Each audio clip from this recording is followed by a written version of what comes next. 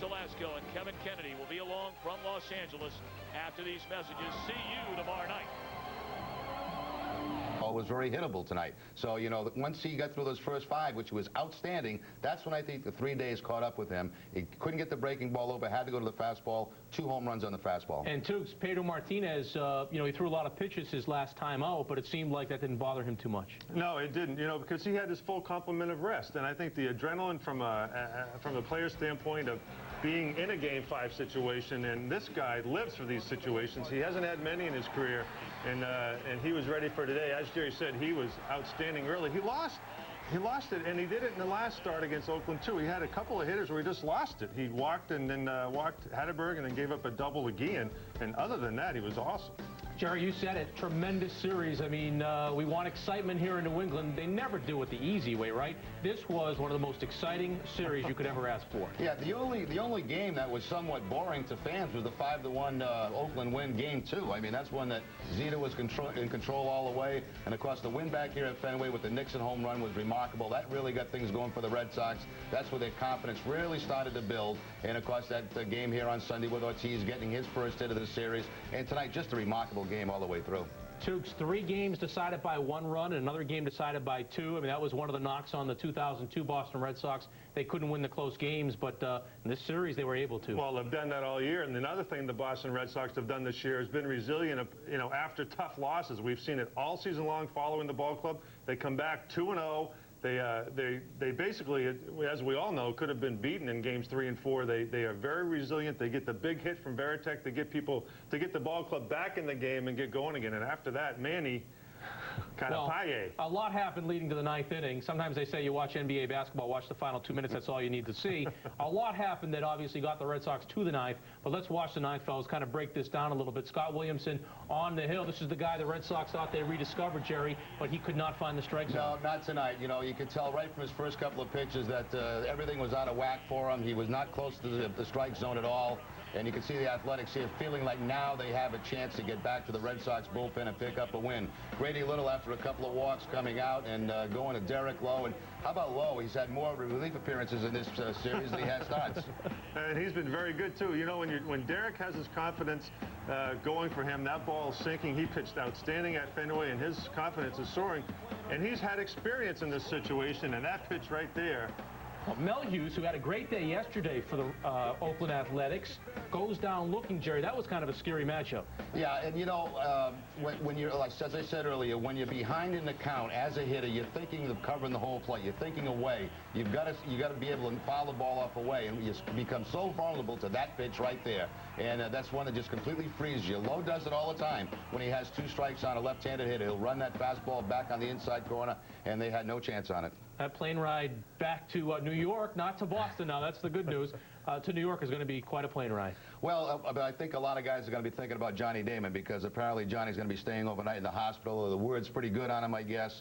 Yes, they're excited, they're happy, there's no question about that. But when you go to war with a guy like they have all season, they'll be thinking about him on that ride, too. Let's talk about that play as Manny, we'll hear from Manny Ramirez in just a moment, but Damian Jackson and Johnny Damon colliding in center field. That was a scary collision. Very scary collision, and of course that's the center fielder's ball. And you could see on the replay that Johnny Damon was calling for it, but the problem is when you're in an environment like that where everybody's going crazy, it's very difficult to hear a guy call the ball. So there's the little pop-up by Jermaine Dye. Damon doesn't even have to really come in that hard for it. He's in perfect position to make the play, but Jackson did not see him or did not hear him, and what an awful collision that was. It really was, and you know, Jerry, Nomar had the presence to pick the ball up. Billy Miller came over and was at second base, but it was twice on 2 occasions today the Oakland A's ran into outs that turned out once again to be their downfall. Yeah, we'll definitely get to that because that was a big part of the game too. But yeah, you're right, Jerry. I mean, everybody has to be a little bit subdued watching this. This was great that Johnny Damon was able to raise his hand and wave to the crowd, and obviously his family, most likely back home watching. I know his parents, they're not big fans of traveling. They watch most of the games on TV. So waving to the crowd, I think, let everybody know that he was at least okay. Certainly made us feel better watching it. Absolutely, yeah. And you know, and he's a tough guy. We all know he's played hurt last year with the hand, and he'll go out and play. He gets tomorrow off and see how he is on Wednesday. But I agree with Jerry. I think that the celebration will be very subdued, certainly in comparison to when it was at home. Now they've got a huge task ahead of them. they'll enjoy this victory, but it's a long fight back, and they get ready to go to war again on Wednesday. Again, Johnny Damon, he lost consciousness, but on the field he regained consciousness. They say that he is suffering from a concussion. He will undergo some tests and rest comfortably in the hospital tonight, and then head back to New York to join the ball club tomorrow. Manny Ramirez, one of the big stars for the Red Sox. He's standing by now with Tom Caron. Manny, just tell me the feeling right now. Well, let me tell you, it's a big feeling, you know.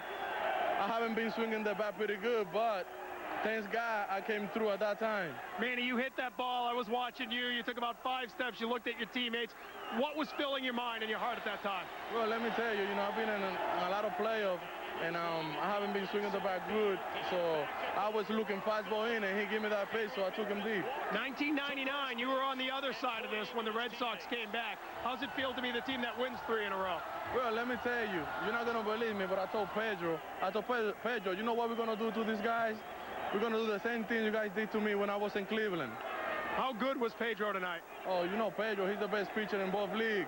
You got to give that man credit. Gonna be a nice flight to New York? Oh, definitely, man. You know, all my friends are waiting for me over there. I'm ready. Go enjoy it, Manny. Thank you, appreciate it. Manny Ramirez, a 3-run homer. Let's go back to Boston. We don't hear from him very often, but he can be engaging. And when he talks, I'll tell you what.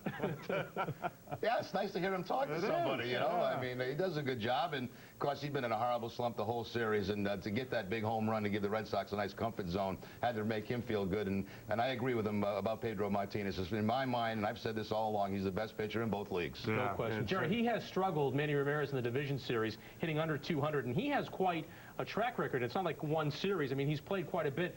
Coming into this series, 81 at-bats with Cleveland, that .181 average, did have 4 home runs. The good news is, in the ALCS, he's hit over 300, so maybe after he feels a little bit more comfortable, maybe he can ride that a little.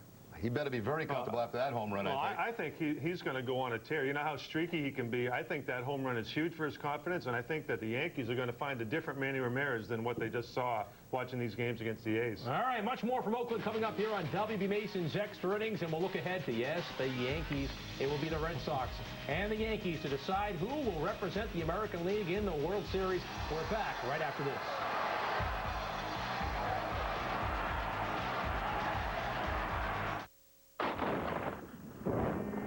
Starting with me, everything in this place is mean and miserable. Is that a tear in your eye, Private? Do you want your mommy?